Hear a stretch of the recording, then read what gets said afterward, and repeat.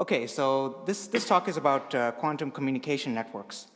And the sort of grand vision for this is some kind of global scale quantum internet, where we have nodes all throughout the globe, and we can perform quantum information processing between any of these nodes.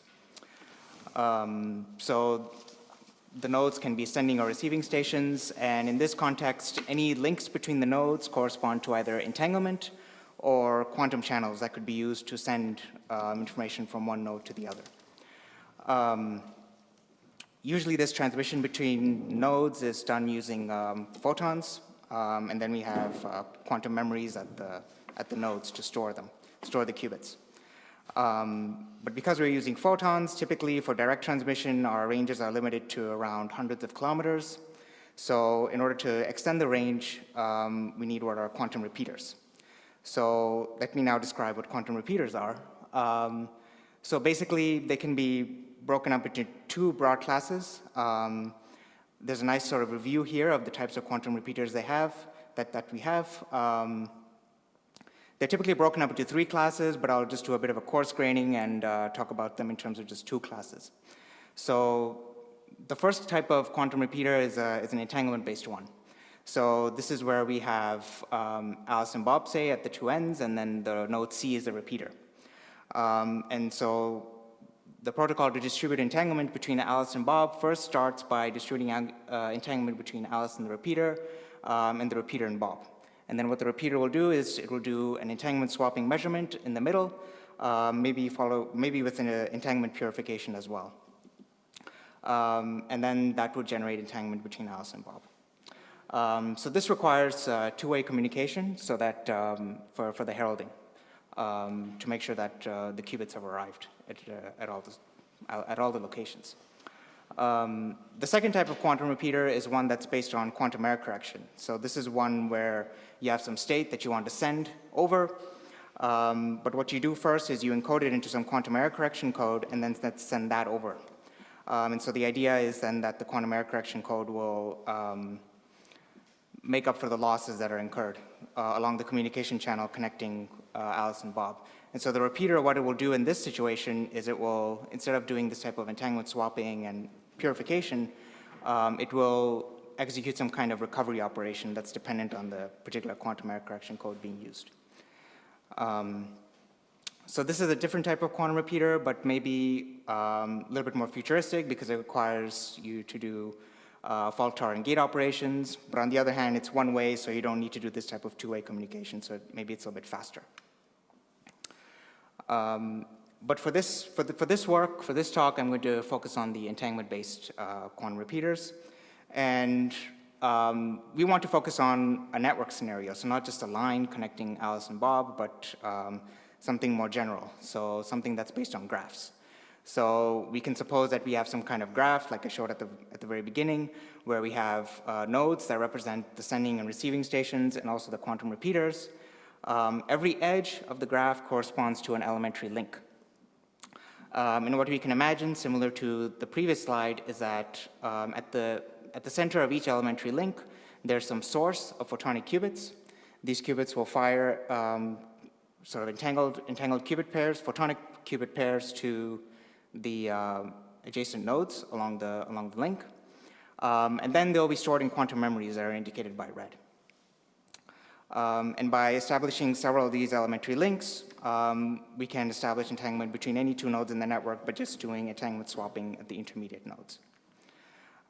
So this is maybe a little bit futuristic because we assume that every single node in the network has some number of quantum memories that is at least equal to the degree of the corresponding node in the graph.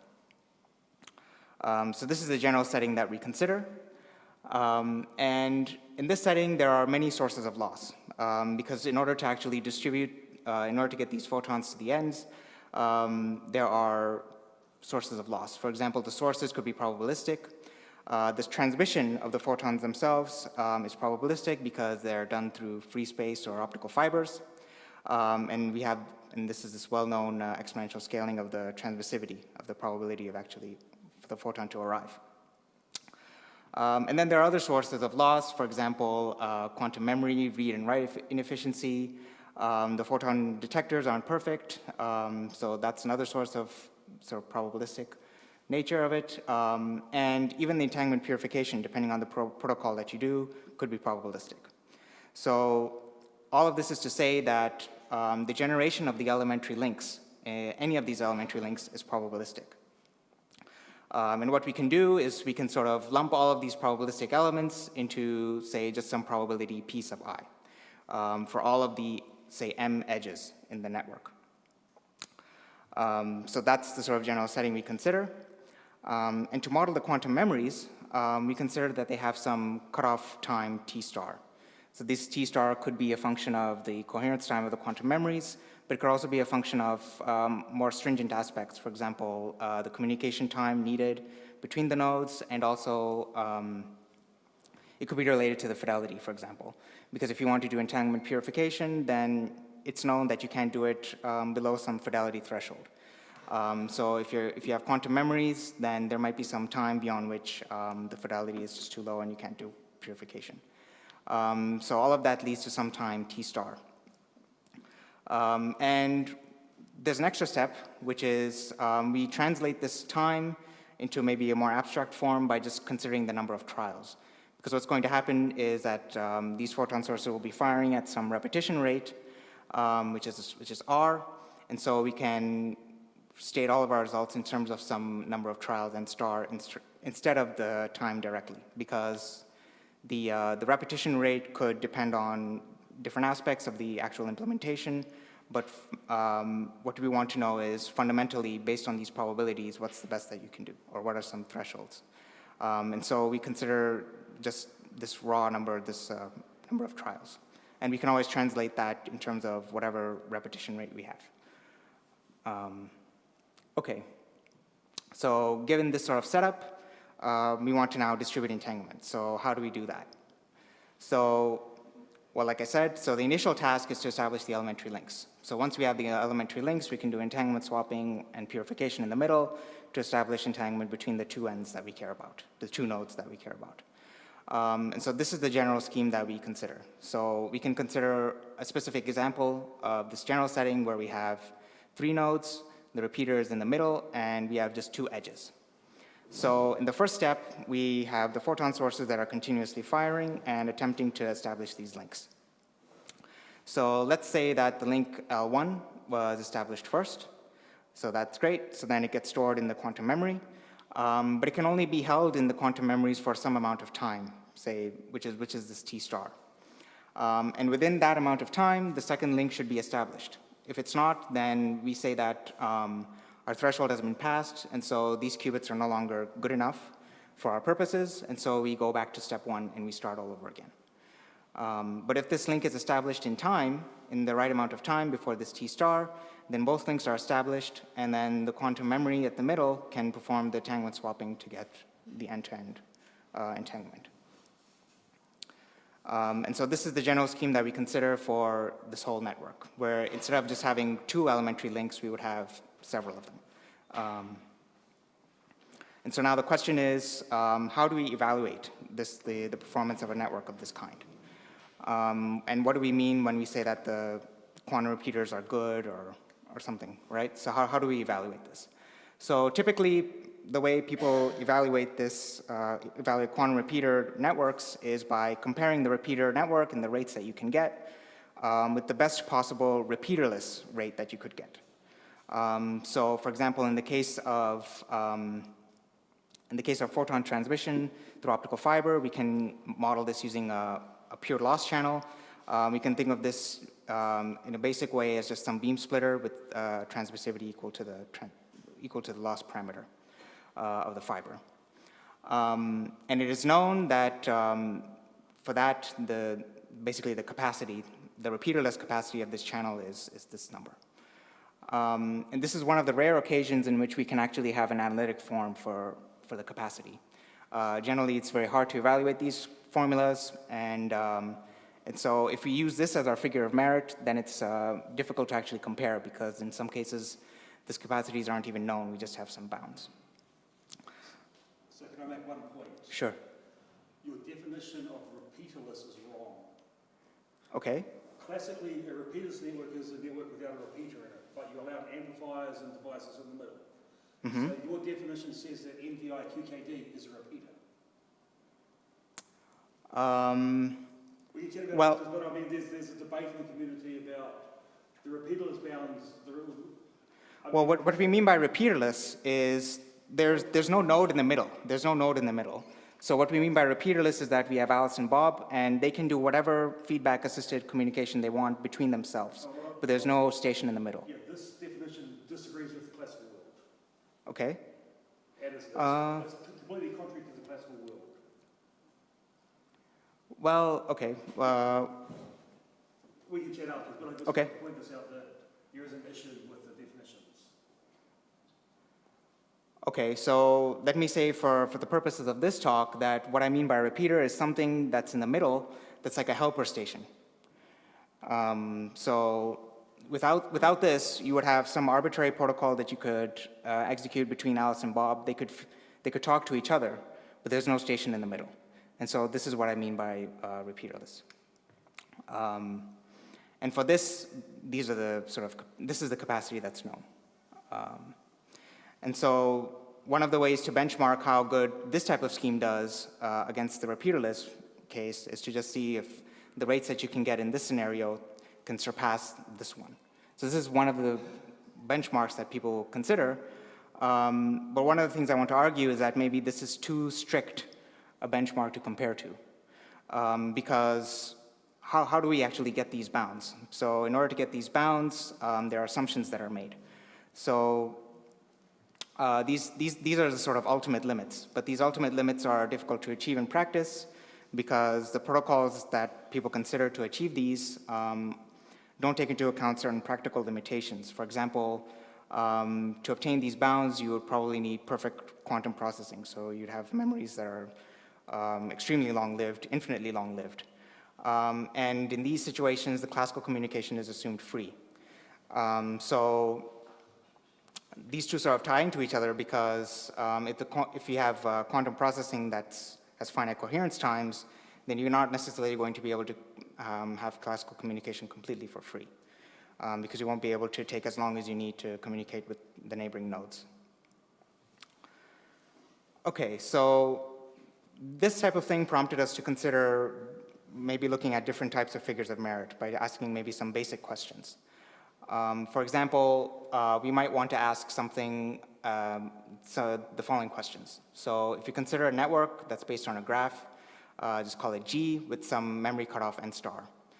And suppose we want to establish, suppose we want to connect M of the elementary links. So we might want to ask how long does that take? So this is the quantity that I'll denote by n. And as I explained before, we'll sort of work in this regime of just looking at the number of trials instead of the time directly. So we can ask, how many trials do we need?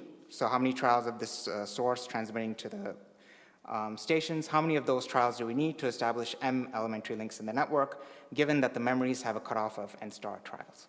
All right, and once we figure this out, we can relate that to the time by just sort of converting from the number of trials to the time by taking this R, which is like the number of trials per second. Okay, so that's the first question we consider, and this leads to our first sort of figure of merit.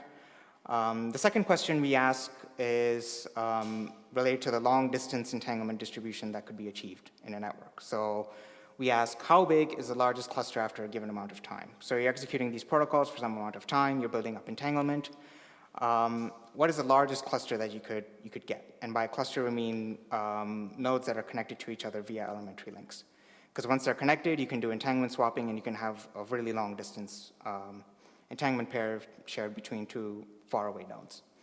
And so this is another quantity that we consider, which is the size of the largest cluster after n trials. So if we wait for some number of trials, we want to know what is the largest cluster that we can get. And since everything is probabilistic, both of these are random variables. So to actually get some number, we'll look at average quantities. So we'll look at the averages of these. So we'll look at the average connection time is what we call it. So let's look at that first.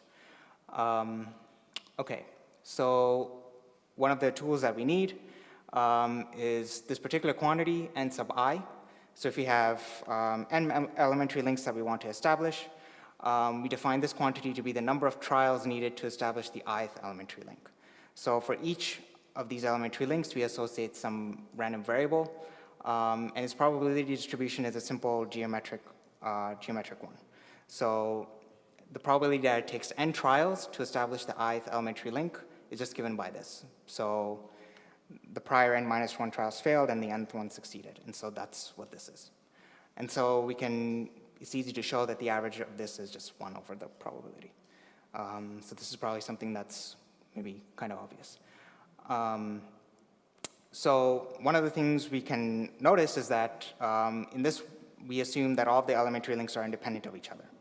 So all that really matters is the number of elementary links, not necessarily the structure of the graph. So this graph could have any arbitrary structure, but if we just care about m particular links, then it's not going to matter what the structure of the graph is or how the nodes are connected to each other. It's just this quantity m that matters. And if you go to a slightly more simpler situation where we assume that all the probabilities for the elementary links are the same, then we can derive easily, analytically, 2 bounds, so an upper and a lower bound.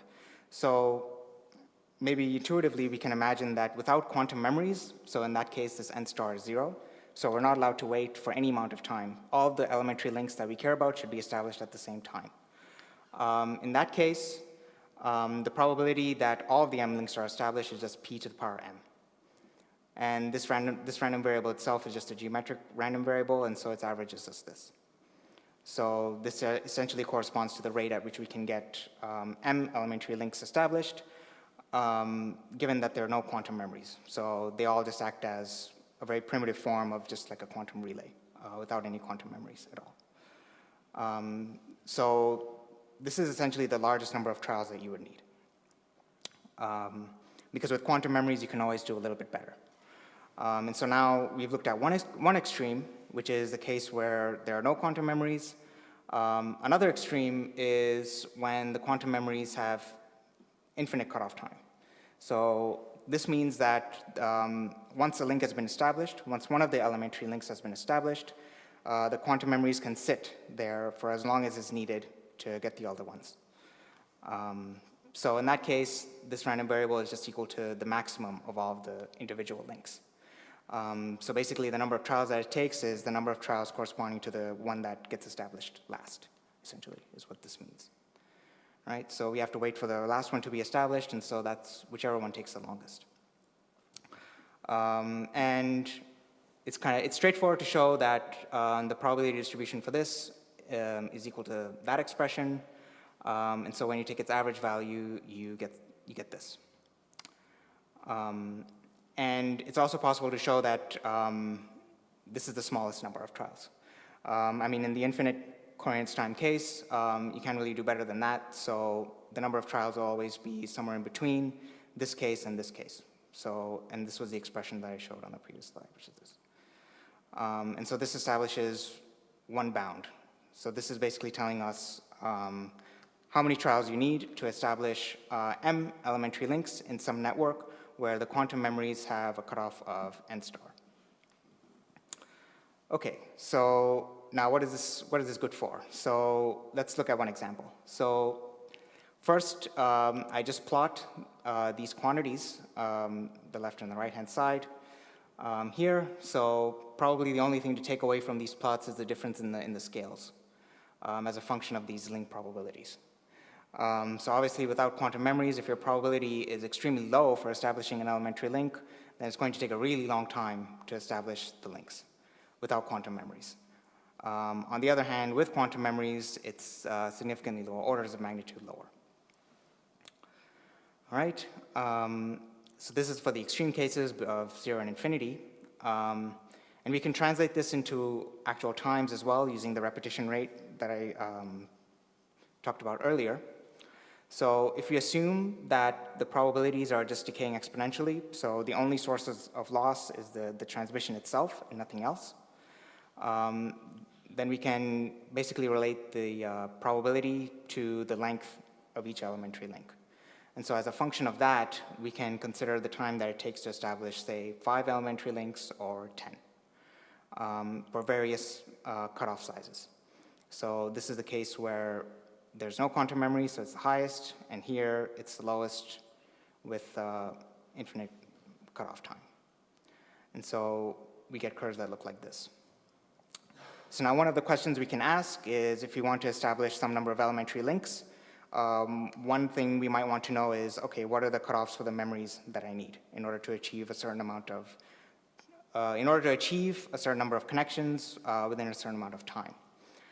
So the optimal number of trials is equal to this quantity, so we might want to know what is the cutoff that I need in order to get really close to this. And so we can use the calculations that we have in our paper to get values for these. So these are values for n star. And these can be related directly to times for the quantum memories that you need to wait in order to get really within 1% of this optimal number of trials. And so, and this is for various values of p, and when we just take m to be either 10 or 20 in this, for this particular example. So this is one sort of thing that we can get out of this figure of merit, is these sort of values for the coherence of the memories that you would need.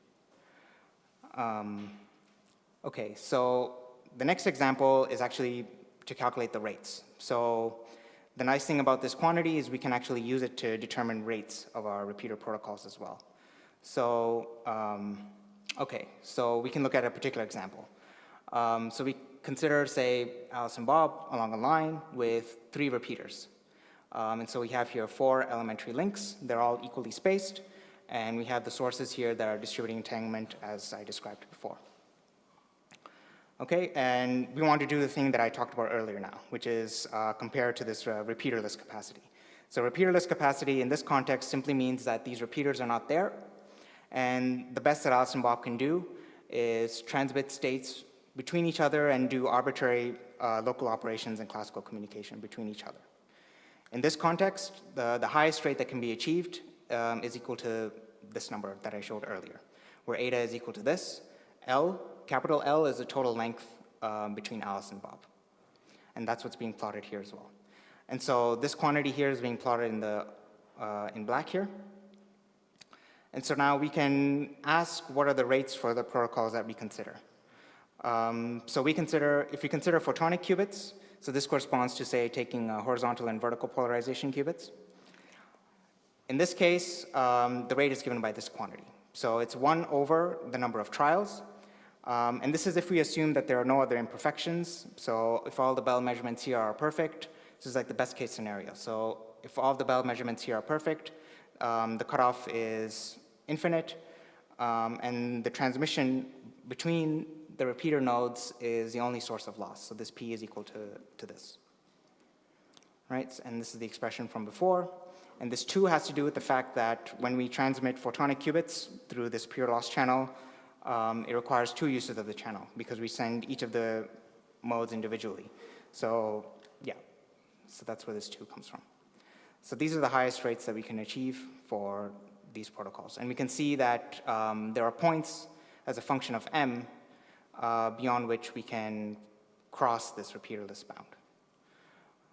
So this is one way in which this quantity here itself, the average number of trials, can be used to determine the rate and to compare with the usual thing that people look at, which is the repeaterless capacity as a way to judge how good a network is. Okay, so this is the first part of our work, which is where we look at the average number of trials. In the second part, we look at the largest cluster size. So as these elementary links are being established, some clusters will form. So for example, in this square lattice, just as an example, there's this orange sort of cluster being formed, and a cluster simply means that all of the nodes in the cluster are connected to each other with elementary links. And so we define this quantity as a function of the particular graph as the size of the largest cluster after n trials. Now we notice that this quantity can never be greater than the total number of links that are established in the same amount of time. So if this is one of the clusters that we care about, this is always going to be less than all the other links that have been established. Here it's in green and red. So we have a simple bound in this way. So this is one tool that we could use to get a handle on this quantity. Because if we notice, this quantity will actually depend, unlike the previous quantity, this quantity will actually depend on the structure of the graph. Because the clusters that could form will depend on how the elementary links are connected to each other. And so the actual topology of the graph will be irrelevant. Whereas on the right-hand side here, the number of links, again, because they're independent of each other, it won't really matter what the topology of the graph is. It will just depend on the number of elementary links. And here it's denoted by M, capital M. Okay, so we can do, again, the same thing where we look at the sort of two extreme cases. One case where the cutoff is infinite, and we can show that we get this expression for the average number of links. And in the opposite case, when the cutoff is 0, so basically there are no quantum memories, we get this expression. So both of these essentially correspond to binomial random variables. And they're sort of straightforward, but the calculation is maybe a little bit long, but it's in our paper. Okay, so maybe now let's look at those quantities. So here we have now the average number of links that are established in n trials for this network where we care about a certain number m of elementary links. So here we just normalize it by the total number of links so that we get a number between 0 and 1. So here is here's the number of links without quantum memories, and here's the best case scenario with infinite coherence time memories. And probably the best thing to take away from this is the sort of nature of these curves. So we can see here that higher cutoff times don't necessarily translate to more elementary links being generated. And this essentially has to do with the cutoff time or the number of trials that you take. So here the number of the time that we look for is 10 trials, 20, and 30. So in certain cases, if the n star is getting close to the cutoff, then more of the elementary links will start getting dropped.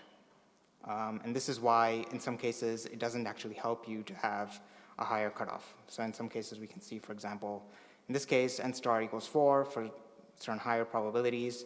You can actually obtain higher, on average, number of elementary links compared to having n star equals 8. And these bounds also give us a bound on the average cluster size. But we can look at this value more directly for particular examples. So let me show those now. So here, we can evaluate this quantity using simulations for the square and the triangular lattice. And there's some interesting behavior that emerges. So there is essentially a phase transition that occurs. So there's a critical probability for both the square and triangular lattice, below which the largest cluster size is essentially 0. And this is, and we can sort of see this as a function of the different cutoffs. So as your cutoff increases, this threshold decreases, as you might expect, because you can do better with quantum memories. So what this is basically telling us is that this average cluster size could be used as some kind of benchmark for what kind of elementary link probabilities you might want to achieve for long distance entanglement distribution. Because what this is telling us is that below, for example, in this case, below 50%, you're not really going to get a large cluster at all. But above it, you're guaranteed to get something. And this threshold decreases, so it becomes easier to achieve larger clusters as your n star increases. And this is a useful quantity as well because it allows us to compare different topologies. So we can compare the square and triangular. We can see that, for example, even for every single value of n star, this threshold is always lower. So we can use this average largest cluster size to compare whether one topology is better than another for entanglement distribution. Because, for example, the triangular lattice requires lower elementary link probabilities to achieve large clusters. So we might say in that sense it's better. Some of you who are familiar with percolation theory might recognize this already as basically the percolation phenomenon. That's essentially what's happening here. I mean, in the n star equals 0 case, that's exactly it. So the values of 0.5 for the square lattice and this 347 are known values for the percolation, bond percolation thresholds for the square and triangular lattices. But for the higher ones, this is something that, as far as I know, I haven't seen. So this is something that kind of comes out by considering the finite sort of coherence cutoffs of the memories. So we can see that as described earlier, so as the n star increases, this threshold decreases. And this is useful because it could be used, because this probability, again, represents the probability to establish an elementary link. So this could be a combination of different factors, as I described at the beginning. So it could be just the transmission of the photons themselves through the medium, but also other aspects. For example, the memory read-write efficiency, photon detection efficiency, all of that sort of comes into play when calculating this probability P to obtain an elementary link. And so this could be used as a way to benchmark how good your, I guess, devices should be in order to obtain long-distance entanglement distribution in networks with particular topology. I mean, this is just an example of the square and the triangular lattices. And yeah, so the other aspect of this is that we can, as I described, use this to quantify the robustness in some sense to loss. Because if your probability is above this threshold, then you're guaranteed to have a large cluster despite the fact that there are losses.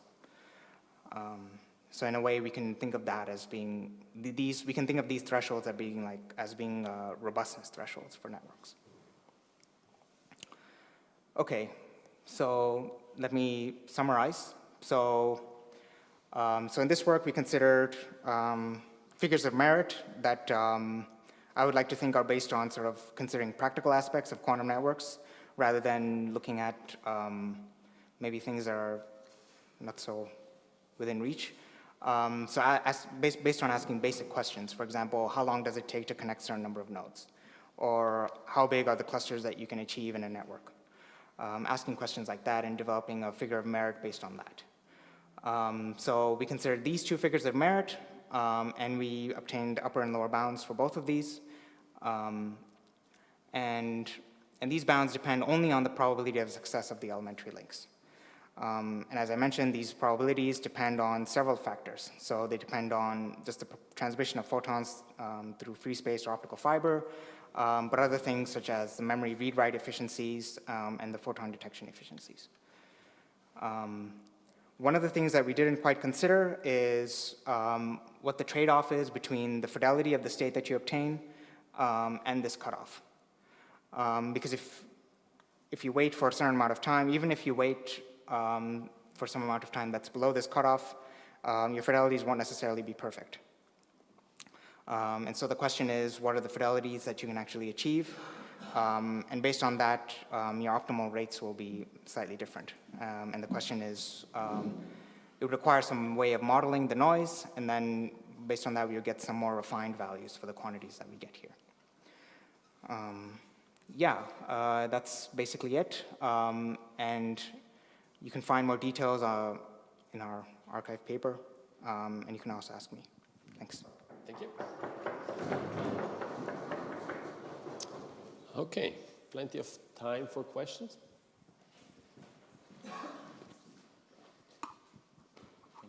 So what's the relation between the average connection time and the entanglement cluster size? And are those only the relevant variables needed for the evaluation of the quantum network? So these are two that we consider. They're not, I mean, they're related in the sense that there will be some time to obtain the cluster. But the reason we consider the connection time is that it can allow us to calculate rates, entanglement distribution rates, but they can also be used to place bounds on, for example, the cutoff. So this table that I showed allows us to place bounds on the cutoff time. And the cluster size is something that is important because we might want to know whether we can achieve long-distance entanglement distribution in a network where the links are being generated probabilistically.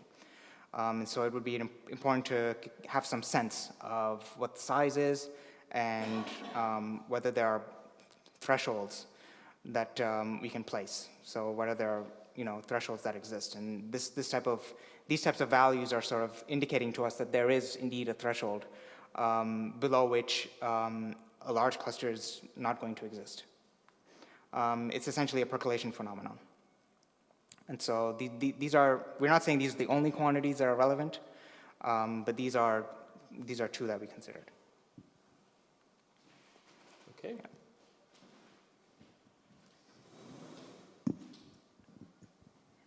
Thanks. Can you go to slide 17? Yeah. So the sort of decreasing threshold behavior, I sort of am interpreting as if you get more time to try and generate links, then you have a different effective probability, right? But I don't know how to explain the crossover that you're seeing. So can you explain why a higher cutoff value would make things worse? Yeah, so there are three variables here. So the other variable here is the number of trials that we consider. So here we consider 10. So what's essentially happening is okay, let's see. So here the cutoff is from between n equals 1 and n equals 2. So this has to do with the fact that when you get close to one of the cutoff times, some of the links will start getting dropped. So here, what's happening, the situation we consider is that after 2 trials, say for example, when the cutoff is 2, whatever links have been established below that will get dropped. Does that make sense? Maybe it's just somewhere in the details. I don't quite understand what you're Okay. calculating, but we can talk about it later. Okay. That's fine. I'm actually also confused because it's not, let's say, I would have expected if you're increasing your n squared, that it would be just, let's say, continuous function or just increasing. Because, Increasing. For example, if you go at let's say 0.8 in probability, so 0 Over here? is lowest, then comes the red one with 2, and then 1 again. So why is it not just a continuous? Yeah, it's because we look at it for only a certain number of trials. Okay. So the paradigm we consider is this for this n star, so it's kind of based on what I described at the beginning, which is if we're trying to establish these 2 links, if this link is established but this one isn't within that n star, then we have to start all over. Good. And so this could happen in a large-scale network where some of the links that are existing have to be dropped after a certain number of trials because the cutoff is being reached for the corresponding memories. Okay. Yeah. One of the cases actually, so if you increase the number of trials, you will not see this behavior, or you might not see this. You wouldn't necessarily, you might not see it because it depends on, it actually depends on how close the number of trials is relative to this cutoff, essentially. You can see this, I think, better in the previous slide. When Yeah, you don't notice in this case. yeah. It's basically the same. It's the same thing that's happening, yeah. But the left-hand slide here is interesting because your green curve, or not your green curve, your light blue curve is actually coming down, which is really strange. Yes.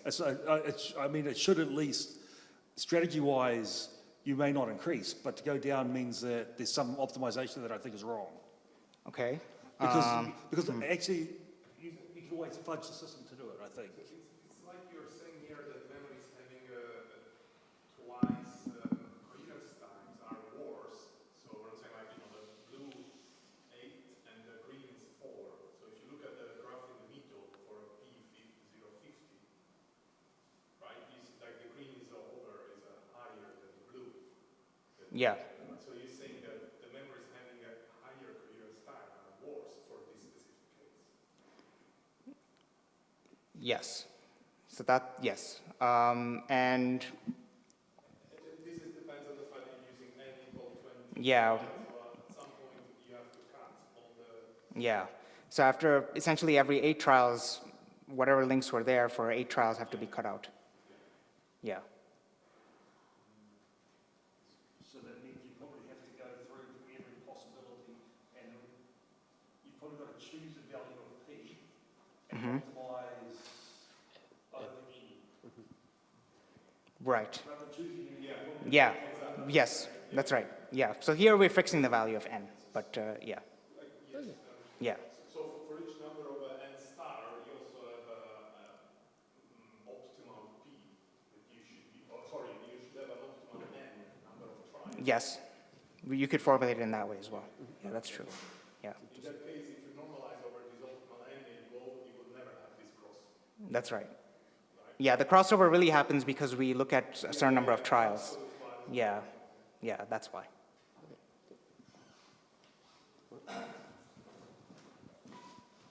So I was a little bit confused. You are not using purification, or are you? You are just trying again to do create the links. There is no purification included, right? Yeah, in some sense, the purification could be included in the generation of the elementary links. Okay. Because the purification could also be probabilistic. Yeah, but then you'll need more purification if the... We could imagine a situation where it's not just single photons that are being, sort of single pairs that are being generated, but there are multiple pairs being generated between these two nodes, for example, and then there's a purification process. There's a purification protocol being done, and then with some probability that will succeed, and then this link can be considered to be established. But then you couldn't use percolation theory, right? Because depending on the source and the target, you will need different levels of purification, right? Because the purification needs... I will talk about that tomorrow, so I was trying to just think about the difference. Because if you have two directly connected links, you need a certain level of purification. If you have nodes that are much further away, you will need more purification, more links to purify, right? It depends on the number of intermediate nodes. So you cannot use, in that regime, you cannot use percolation theory, because percolation theory it's just based on the P. On each link, you need to be able to define that P for each link by itself, right? Right. It cannot depend on the path, right? So you are not doing that. You are just considering. Yeah. So if we so we don't. So here we don't assume that we are doing purification between two points that are not connected by elementary links. Yeah. Okay. I see. And just one thing. What you okay, you talk about clusters. Usually the technical term is connected components. Maybe that can help, because I was reading your paper and I was very confused. Yes, that's true. So yes, I'm familiar with that terminology. Yeah. So connected. Yeah. Yes. In this context, they're synonymous. Yeah. I say cluster, but yeah. Because there is another thing that's the click that sometimes also is called a cluster, and it's a different thing. So it was a bit confusing, but yeah, right. a nice one. Okay, thanks. All right.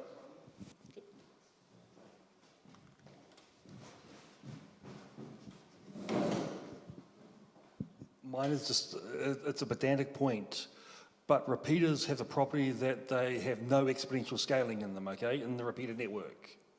Okay. What do you mean by exponential scaling?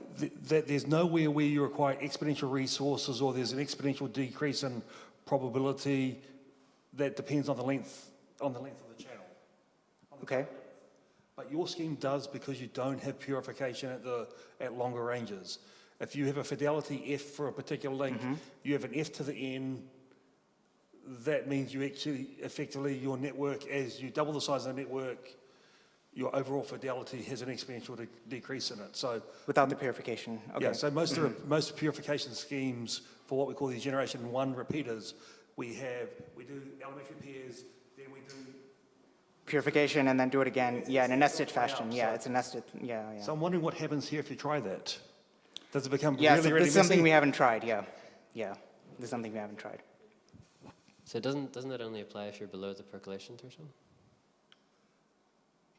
It's a fidelity, though. I mean, repeaters have this property that they need to be over an arbitrary distance. So that's why they say in repeaters that there's no exponential cost. But so wouldn't that be taken into account with this memory cutoff, though? So as long as you can do it in that time, then you just swap. Or does that not work? I think it's because of the fidelity. Yeah, I mean, you could have so you could, as I mentioned, you could have this n star depending on your fidelity needed to do purification. So it could just be something that you impose, saying that this n star is not just a coherence time, but it's some other time that's more complicated because it could depend on the threshold for fidelity. Yes, as I mentioned before as well, yeah. Maybe there's some hidden exponential thing in there. I don't know. That's my worries. Interesting. Okay.